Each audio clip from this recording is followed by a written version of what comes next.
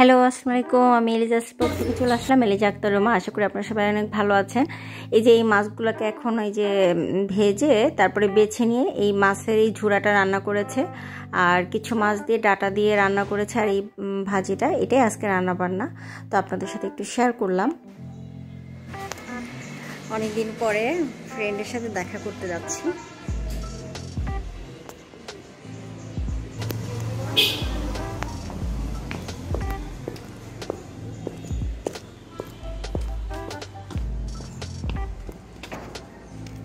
যাব আমি বাহিরে যাব, তাই বাবু দেখেন বাহিরে অলরেডি দাঁড়িয়ে আছে, সেও আমার সাথে যাবে।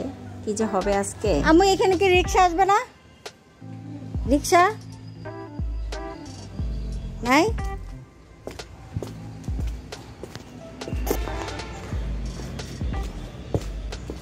আপনার আমার সাথে যাবা? কত বড় হইছো? আর একটু বড় হলে নিয়ে যাবো আপু, নানুর সাথে থাকো। হও নাই বড়, থাকো।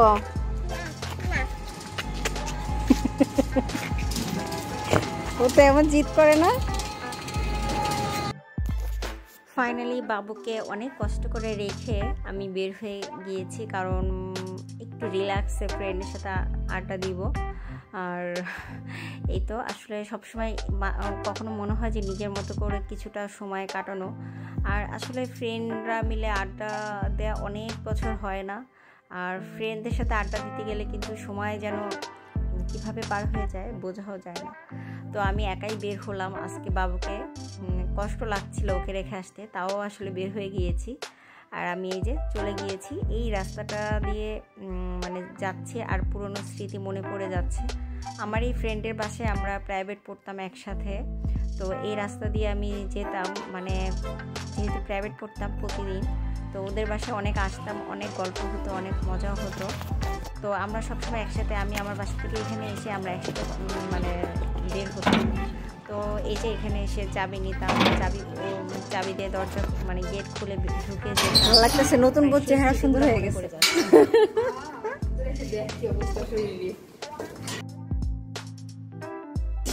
এইটা ধরবে, ওইটা ধরবে, তার সব ধরতে হবে। যাক, সব কিছু এখানে আগে তো এরকম টাইস করা ছিল না, না এখন সব ঠিক করে ফেলছে।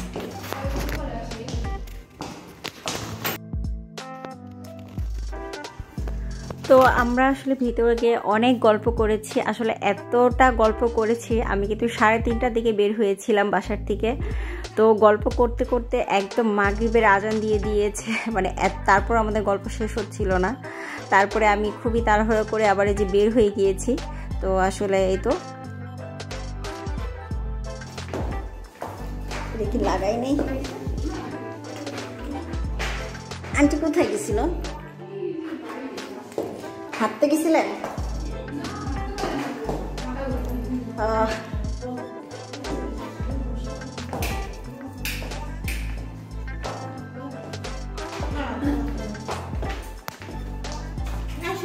আচ্ছা আন্টি,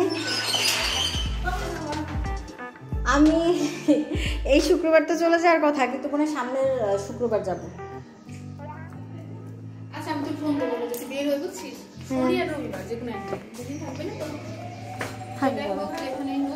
আসলে আমাদের কথা শেষ হচ্ছে না, কথা শেষ হয়ে যেন অনেক কথা রয়ে যায়। তো কথা আসলে বলছিলামই।